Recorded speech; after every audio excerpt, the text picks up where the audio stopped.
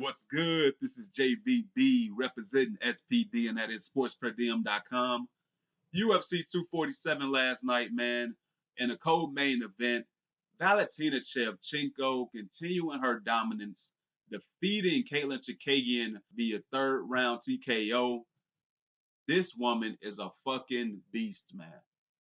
And I understand it. A lot of people are comparing her to like Mighty Mouse because when the 125-pound men's division started, it was just Mighty Mouse and Joseph Benavidez, really. But Demetrius Johnson was so fucking good that even when new challengers came in, they couldn't beat him. He would defeat each and every guy that got in his way at 125 until years later, where Henry Cejudo, who, by the way, lost to Demetrius Johnson via first round TKO before, the second time around, he did beat Demetrius Johnson via split decision, by the way. But he did defeat Demetrius Johnson, the great Demetrius Johnson. Now Demetrius Johnson is in one. He's doing his thing over there. But Demetrius Johnson's dominance in that flyweight division may never be topped. And now we're getting to that same situation with Valentina Shevchenko because she, just like Demetrius Johnson, fought at 135. Demetrius Johnson had a good record at 135 as well. But I would say that Valentina Shevchenko's bantamweight run was better than Demetrius Johnson's. She did fight some bigger women in that division, of course. Holly Holm, Amanda Nunes twice, Sarah McMahon, Juliana Pena. But Valentina Shevchenko is amazing. She had two close losses to who a lot of people believe is the Lady GOAT, Amanda Nunes. Two losses, and I remember the first one because I was there in Vegas. It was Conor McGregor, Nate Diaz. That was the opening fight on the main card. It was a 3-round fight, but it was a back and forth fight. Amanda Nunes did just enough to win early on in the rounds, and she walked away with a decision victory. And then they ran it back a couple of years later. And amongst all the fights that Amanda Nunes has had in this dominant reign, those have been her toughest two fights. But Valentina Shevchenko went down to 125. They made the division a la Cyborg to a degree because there's more 125 women around than 145 women walking around. But once the division was made, it was for Valentina. And Valentina has done exactly what you expected and then some. She's dominated in every fight. She beat Joanna to become the champion. Then she knocks out Jessica Eye.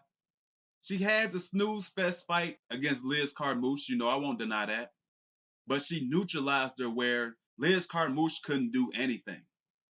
But then last night, she follows that up with a spectacular, dominating victory over Caitlin Chikagian. And it was no contest, man.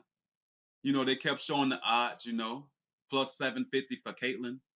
And there was plenty of reason for that because not only is Valentina Shevchenko that damn good, but what was Caitlin Chikagian going to do? Caitlin Chikagian, to me, is like a watered down version of Holly Holm.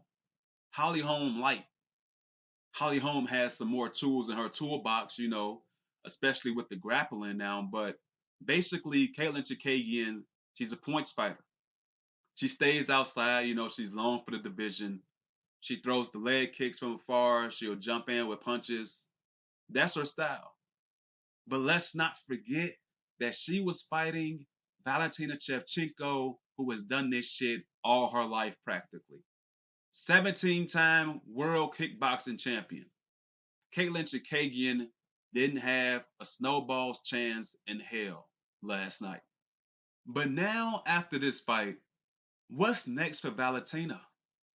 I know they were playing around a bit, Valentina and Henry Cejudo. I'm not going to go on board and say she needs to fight a man because let's not have that happen. Although, I do believe, depending on the 125-pound guy that they put against her, that guy could be in big trouble. Because Valentina is very fucking good and she is a mixed martial artist to the T, to the core.